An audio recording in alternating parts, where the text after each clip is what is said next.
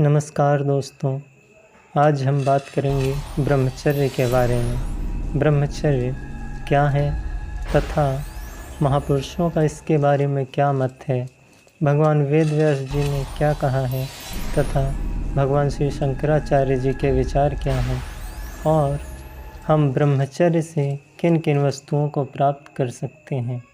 तो आइए सबसे पहले ब्रह्मचर्य क्या है ये समझना चाहिए।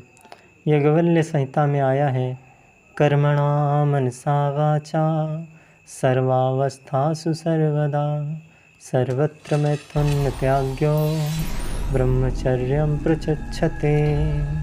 अर्थात सर्व अवस्थाओं में मन, वचन और कर्म तीनों से ही मैथुन का सदैव त्याग हो उसे ब्रह्मचर्य कहते हैं। भगवान वेद व्यास जी ने कहा है, ब्रह्मचर्यं गुप्तेन्द्रियोपस्थस्य संयमः। अर्थात विषय इंद्रियों द्वारा प्राप्त होने वाले सुख का संयम पूर्वक त्याग करना ब्रह्मचर्य है। इसी पर भगवान शंकराचार्य जी कहते हैं, सिद्धे बिंदो महादेवी किम न सिद्ध्यति भूतले। अर्थात वे पार्वती बिंदु अर्थात वीर रक्षण सिद्ध होने के बाद कौन सी सिद्धि है जो साधक को प्राप्त नहीं हो सकती।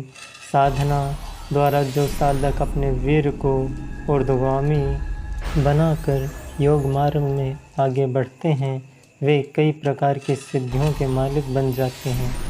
ऊर्ध्वरेता योगी पुरुष के चरणों में समस्त सिद्धियां दासी बनकर रहती हैं। ऐसे ऊर्ध्वरेता पुरुष परमानंद को जल्दी पा सकता है, अर्थात आत्म साक्षात्कार जल्दी कर सकता है। देवताओं को देवत्व भी इसी ब्रह्मचर्य के द्वारा प्राप्त हुआ है। ब्रह्मचर्येण तपसा देवा मृत्युमपघ्नतः इंद्रोह ब्रह्मचर्येण देवभ्य स्वराभृतः। अर्थात ब्रह्मचर्य रूपी तप से देवों ने मृत्यु को जीत लिया है।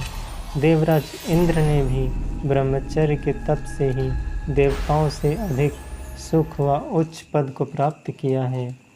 ब्रह्मचर्य बड़ा गुण है, वह ऐसा गुण है जिससे मनुष्य को नित्य मदद मिलती है और जीवन के सब प्रकार के खतरों में सहायता मिलती है। इसलिए हमें अपने ब्रह्मचर्य रूपी तप को ऊर्ध्वगामी तथा शक्तिशाली बनाने के लिए नित्य ब्रह्मचर्य का आदर करना चाहिए एवं पालन करना चाहिए, जिससे हमारे साधन मार्ग में उन्नति होती है तथा सुख समृद्धि का विस्तार होता है।